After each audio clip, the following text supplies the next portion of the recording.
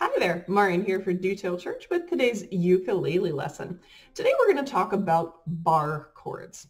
Now sometimes we need to push all 4 strings down on our ukulele, and that can be really hard because in order to get your fingers all in one row, you kind of need to manipulate the way that your hand is facing.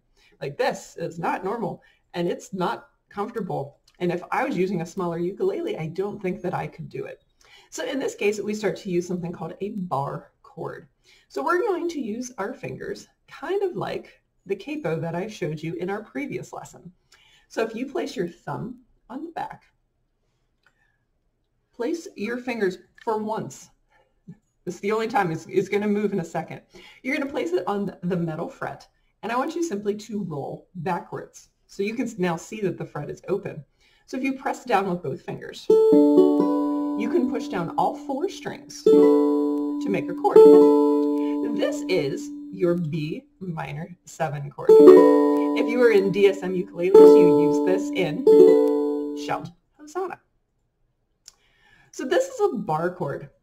We can take this chord and really move it around. So let me teach you the C minor 7. You'll see that it's the exact same setup, but I'm going to move down to my 3rd fret. So again, set up on the metal fret and then roll up. Press down with both your thumb and your pointer finger. And you'll be able to figure out where you're not pushing evenly, like you could hear my C wasn't.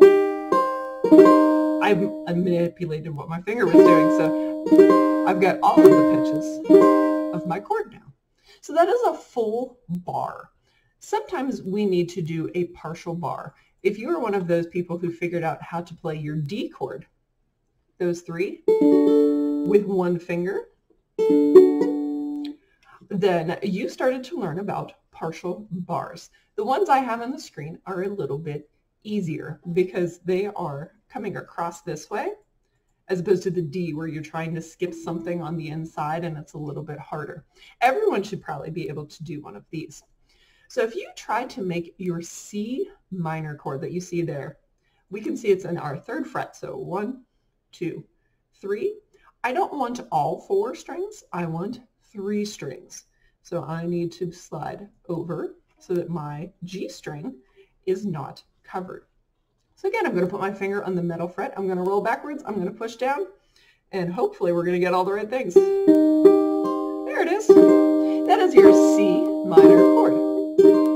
So again, as you go to play, you'll probably want to go through slowly to make sure that all of your strings are making sound. You'll be able to change your pressure points a little bit on your own to make sure that you're pushing down effectively to make everyone make sound.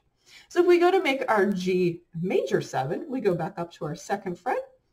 We put our finger on the metal. We are rolling up to make this G minor 7. Again, this G string is not covered.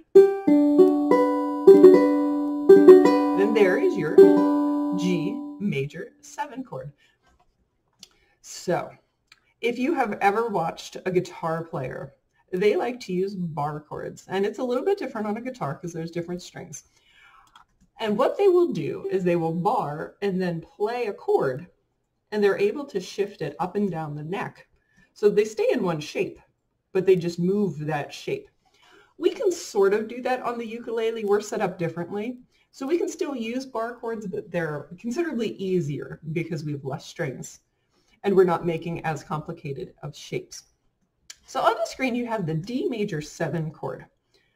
It looks like they want you to make a D chord and then drop your pinky down.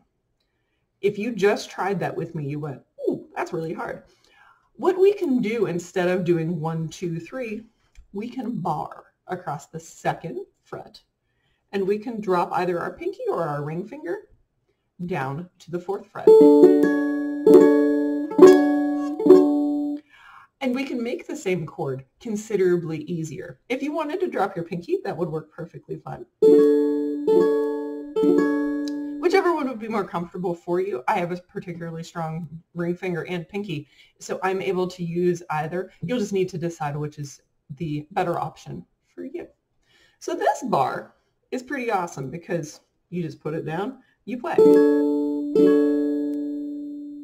So it's nicer than the partial bar, and the way this picture suggests that you play it is actually considerably harder, so I would use the bar. This one is another one that suggests one thing and is much easier if you do it a different way. So again, this one kind of looks like it wants you to go 1, 2, 3 and then reach. And again, if you just tried that with me, you went, ooh, that's really hard. Well, let's do exactly what we just did. Let's bar across 2 and reach. I would reach with my ring finger. It's a little bit easier just because of the shape now that my hand is in. I would reach with my pinky finger. And I've made my B minor chord. So again, some of these pictures are going to suggest that you do one thing. Many times they'll give you a bar chord and they'll just show you a big thick line across because that's what they want you to do. But depending on the picture or the chord chart that you get, sometimes it's a little bit more confusing as to what you should do. Well, that is our lesson on bar chords for today. I hope that you're able to practice them and find good ways to use them. Maybe you're working on something on your own at home, and maybe one of these chords magically appeared. If you have any questions about bar chords, feel free to send me an email and let me know your question, and I will be happy to answer it for you. I thank you for joining me today for today's ukulele lesson, and I look forward to seeing you again real soon. Have a great rest of your day.